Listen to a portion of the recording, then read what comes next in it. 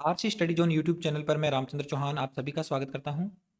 प्यारे बच्चों, आज के इस वीडियो में हम माध्यमिक शिक्षा बोर्ड राजस्थान अजमेर के द्वारा आयोजित होने वाली माध्यमिक परीक्षा 2024 के अंतर्गत कक्षा 10वीं के गणित प्रश्न पत्र पर आधारित अध्याय 7 निर्देशांक ज्यामिति की प्रश्नावली में से बोर्ड परीक्षा में आने वाले महत्वपूर्ण प्रश्नों का पहला भाग करेंगे, जिसमें हम इस प्रश्नावली में से बहुवैकल्पिक प्रश्नों को देखेंगे, जो कि मोस्ट इंपॉर्टेंट प्रश्न है और अक्सर एग्जाम में आते होते हैं।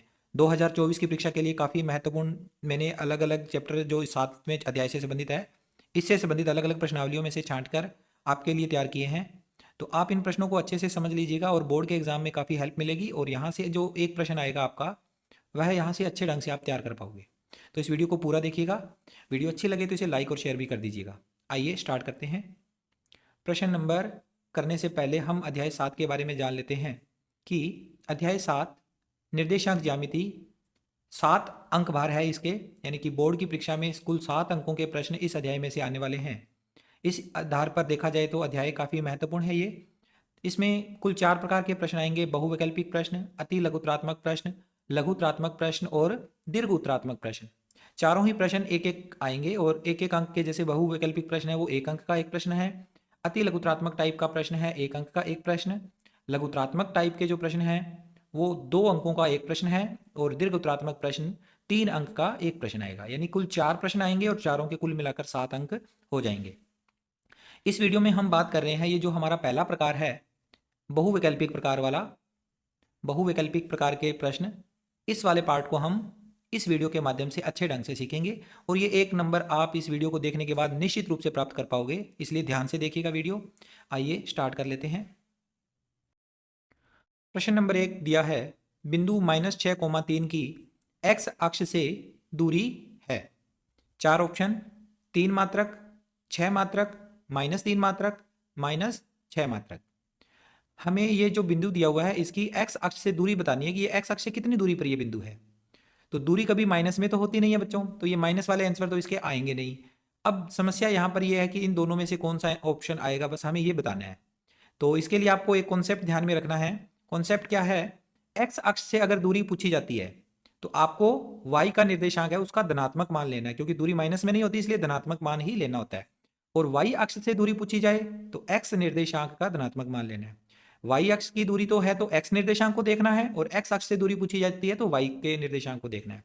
अब यहाँ इस प्रश्न में हमसे दूरी पूछी गई है x अक्ष से, x अक्ष से दूरी पूछी है तो हमें y निर्देशांक देखना है, और y निर्देशांक कितना है 3, तो 3 मात्रक इस प्रश्न का उत्तर हो गया। ठीक है, ऑप्शन ए इसका बिल्कुल सही ऑप्शन है। आगे बढ़ते हैं। इसके बाद इसका दूसरा प्रश्न, बिंदु -2, -3 की x अक्ष से दूरी है। फिर से पूछा गया है x अक्ष से दूरी, तो आप फिर से देखोगे y का निर्देशांक, y का निर्देशांक कितना है -3, और दूरी कभी माइनस में तो होती नहीं है, तो ये -3 आंसर नहीं आएगा। दूरी में हमें माइनस को हटा देना है, प्लस वाला आंसर लेना है, तो प्लस का 3 मात्रक, ये द ऑप्शन इसका सही हो गया। ठीक है, इस तरह से अक्षों से दूरी पूछी जाएगी तो आप इस तरह से कैलकुलेट करोगे। इसके बाद अगला प्रश्न तीसरा, बिंदु ए 3, -4 की मूल बिंदु से दूरी है। अब हमें ए बिंदु की मूल बिंदु से दूरी बतानी है। हमारे पास 4 ऑप्शन हैं: 3 मात्रक, 4 मात्रक, 5 मात्रक या इनमें से कोई नहीं।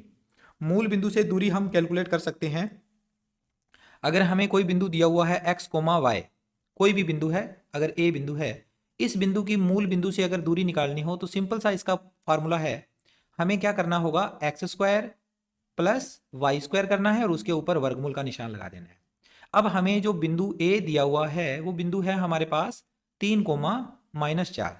इस बिंदु की जब दूरी निकालेंगे हम मूल बिंदु से, तो x और y की जगह पर हम ये 3 और -4 रखेंगे।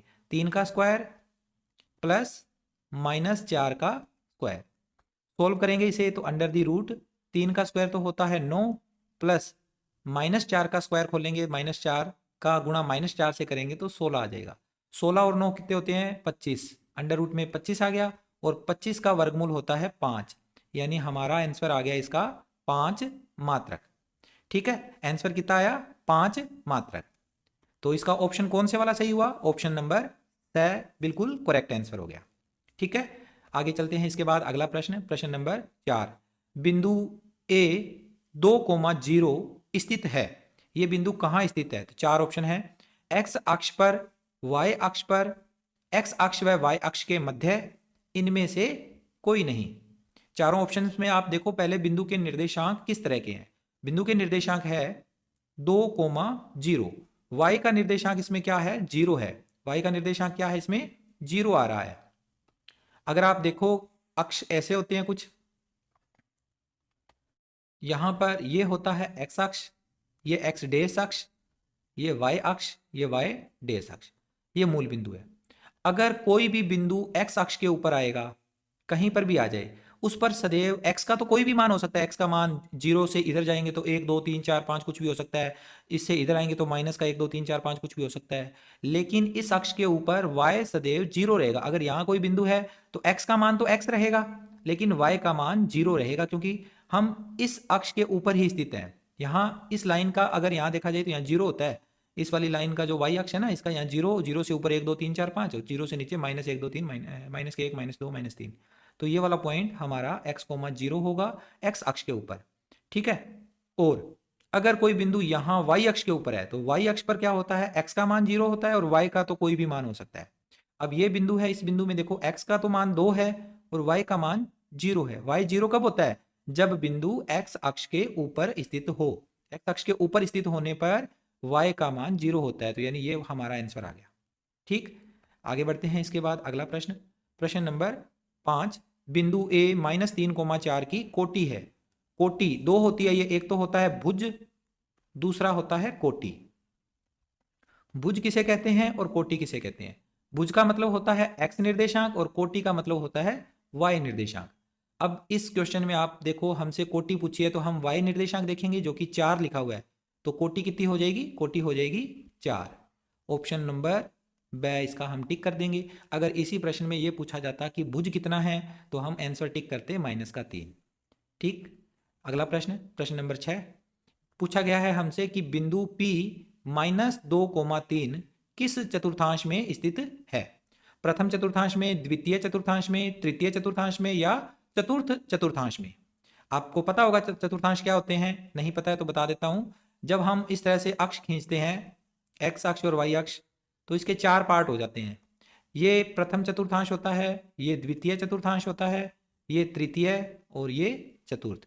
ये किसी भी समतल में अगर हम एक्स अक्ष और वाई अक्ष खींचते हैं तो क्या होता है? 4 भाग हो जाते हैं उस समतल के, और प्रत्येक भाग एक चतुर्थांश कहलाता है।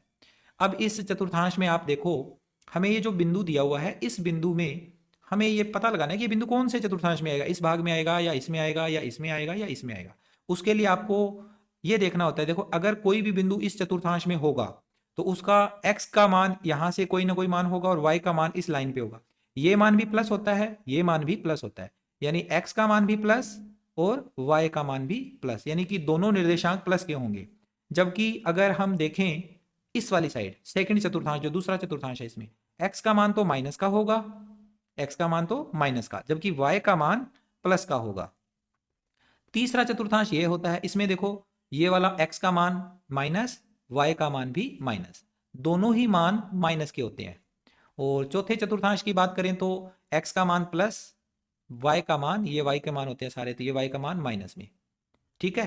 तो हमारे पास जो बिंदु है उसमें देखो x का मान माइनस है और y का मान प्लस है। तो दूसरे चतुर्थांश में ऐसा है, x का मान माइनस, y का मान प्लस। तो द्वितीय चतुर्थांश इसका आंसर हो गया। ऑप्शन नंबर ब इसका एकदम से सही ऑप्शन हो गया। हम इसका ब ऑप्शन टिक कर देंगे। ब ऑप्शन हमारा सही ऑप्शन है इसका, ठीक है। ऑप्शन नंबर ब द्वितीय चतुर्थांश। आगे इसके बाद 7वां प्रश्न। 7वें प्रश्न में हमसे पूछा गया है बिंदु A के निर्देशांक क्या होंगे यदि इसकी कोटि व भुज क्रमशः -3 व 4 है।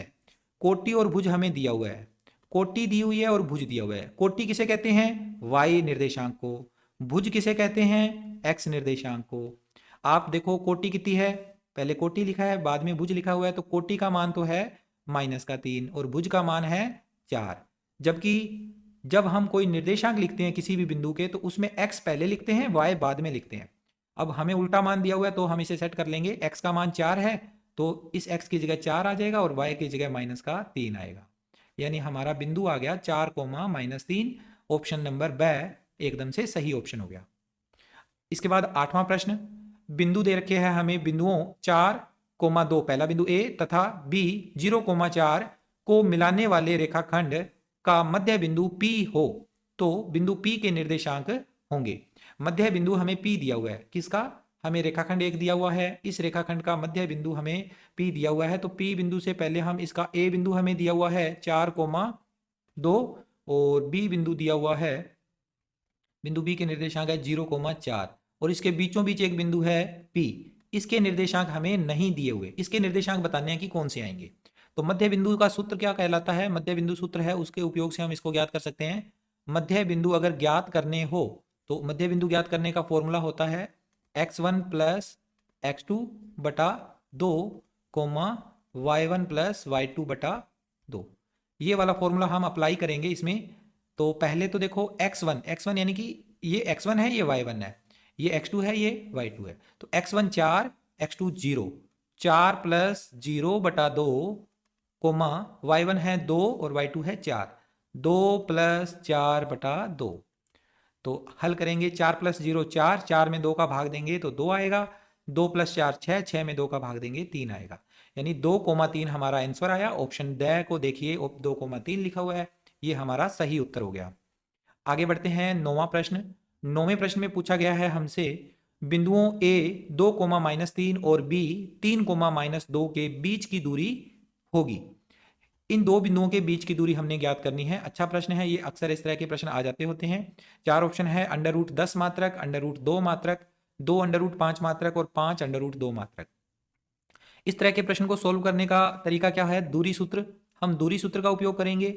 दूरी सूत्र से हम कोई भी दो बिंदुओं के बीच की दूरी ज्ञात कर सकते हैं और दूरी सूत्र होता है दो बिंदुओं के बीच की दूरी ज्ञात करने का x2 माइनस x1 का whole square plus y2 minus y1 का होल स्क्वायर और इसके ऊपर पूरे के ऊपर वर्गमूल। इसमें हम मान रखेंगे हमारे पास दो बिंदु जो दिए हुए हैं A और B, उनके बीच की दूरी AB कैसे ज्ञात होगी? हम x1, x2, y1, y2 के मान रखेंगे। x2 दूसरे बिंदु का निर्देशांक 3, फिर माइनस x1 पहले बिंदु का पहला निर्देशांक 2, 3 माइनस 2, फिर आगे है y2 कितना है? माइनस का 2, फिर माइनस और y1 कितना है? माइनस का 3, -1 है, सॉरी -3 है, तो ये पहले से माइनस लगा हुआ है, तो ये वाला माइनस उस माइनस के कारण प्लस का 3 हो जाएगा।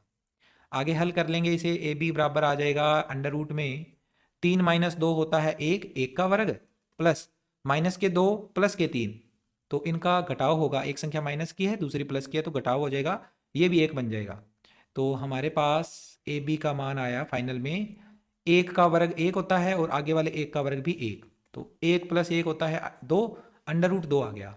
AB का मान अंडर रूट 2 मात्रक, दोनों बिंदुओं के बीच की दूरी आ गई अंडर रूट 2 मात्रक, यानी हम ऑप्शन नंबर ब पे टिक करेंगे।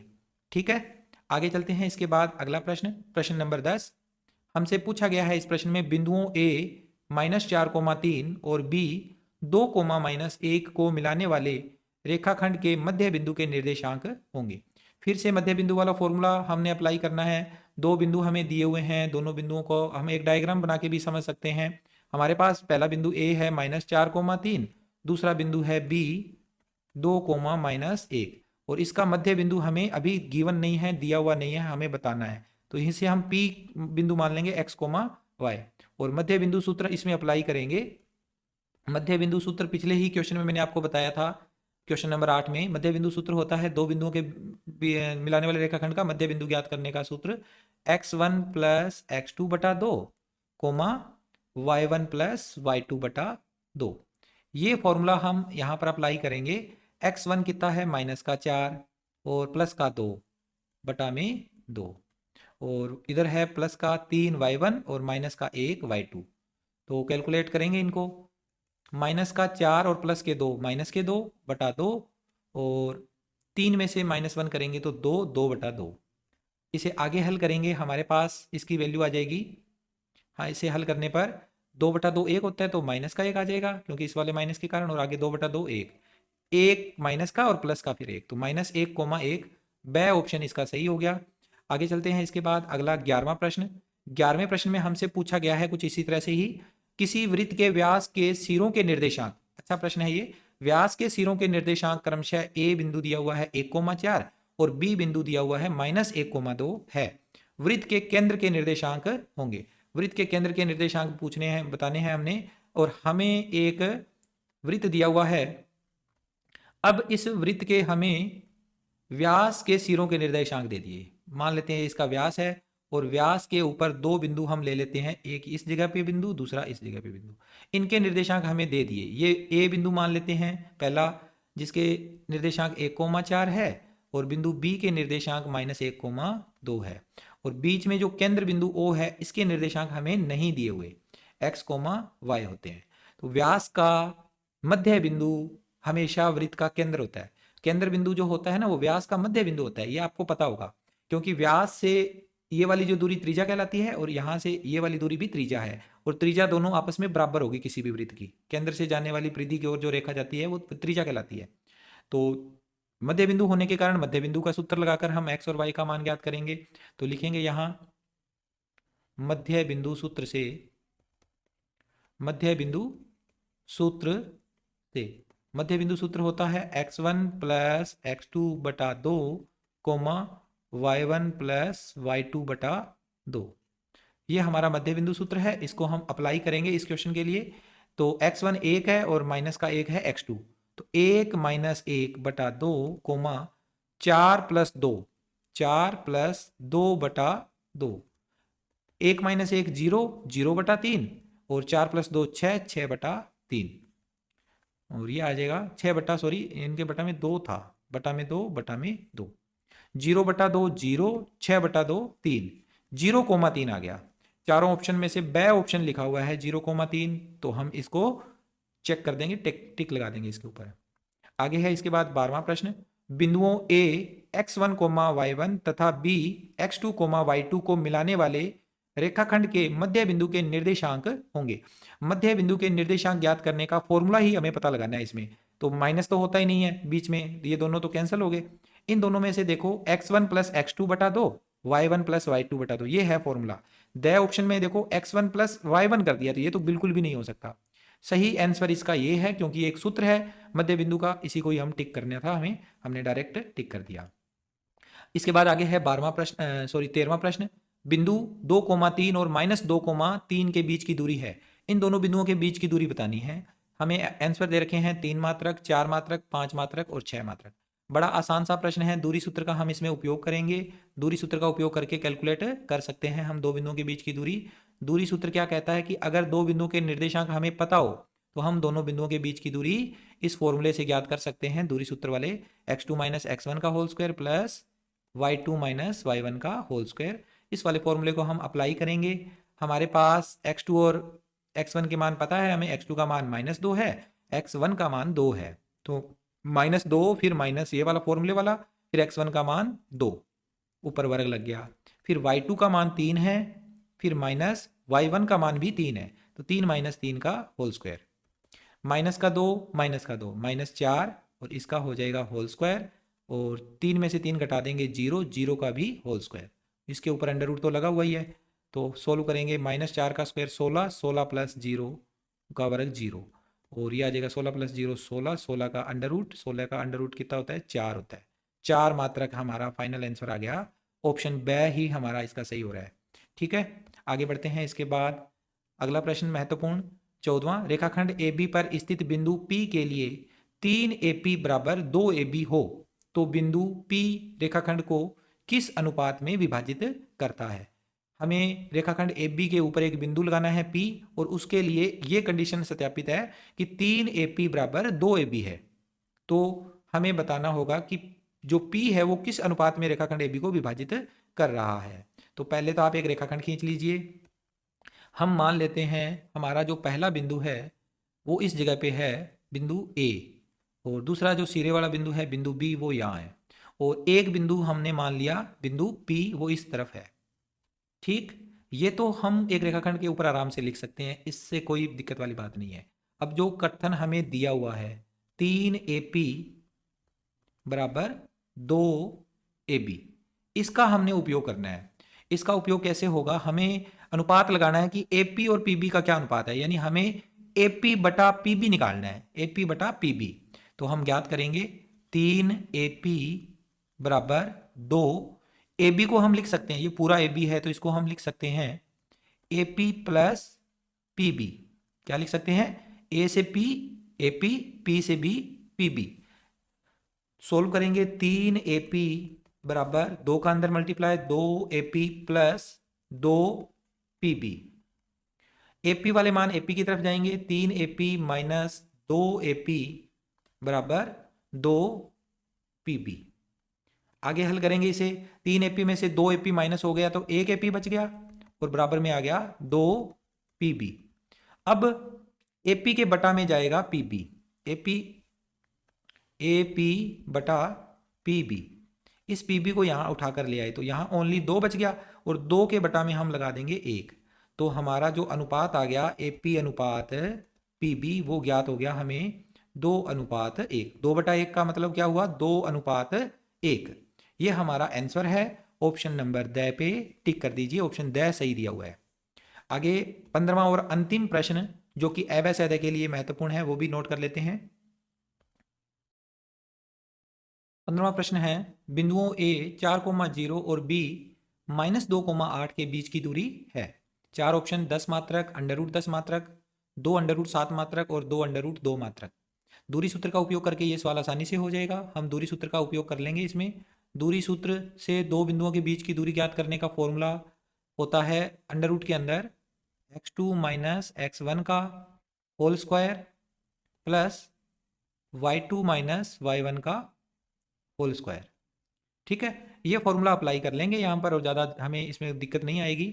आसान सा फॉर्मूला है, इसका उपयोग करना भी बिल्कुल आसान है।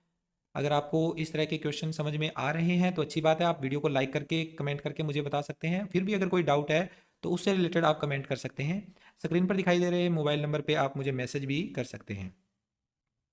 अब x2 कौन सा होगा? दूसरे बिंदु का पहला निर्देशांक माइनस का 2 और x1 होगा 4, तो माइनस फॉर्मूले वाला लग जाएगा बीच में।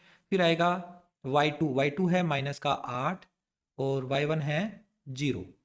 सोल्व करेंगे इसे, अंडर रूट के अंदर माइनस का 2 है माइनस का ही 4 है तो माइनस का हो गया 6, -6 का स्क्वायर। -8 में से 0 घटाएंगे तो माइनस का 8, इसका भी स्क्वायर। -6 का स्क्वायर होता है 36 और 8 का स्क्वायर होता है 64। तो -8 और -6 का स्क्वायर हमने किया, 36 64 का जोड़ हो गया, 100 आ गया और 100 का वर्गमूल निकाला जा सकता है आसानी से, 10 मात्रक इसका फाइनल आंसर हमें प्राप्त हुआ। ऑप्शन नंबर ए इसका बिल्कुल सही ऑप्शन हो गया। तो ये थे बच्चों कुछ बहुवैकल्पिक प्रकार के प्रश्न जो चैप्टर नंबर 7 में से आपको देखने को मिल सकते हैं बोर्ड परीक्षा में।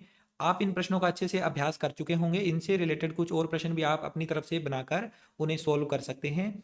मैं मिलता हूं आपसे नेक्स्ट वीडियो में, इसका अगला पार्ट जिसमें हम अति लघुत्रात्मक प्रकार के प्रश्नों को हल करेंगे। Take care.